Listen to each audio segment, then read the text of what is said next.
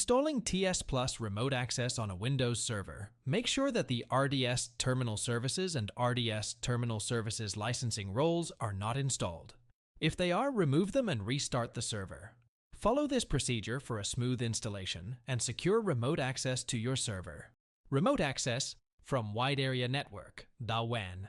A broadband internet connection is recommended, as well as a static public IP address. If you do not have a static IP address, consider using a dynamic DNS service like dindns.org. The TCP RDP port, by default 3389, must be opened both ways on your firewall.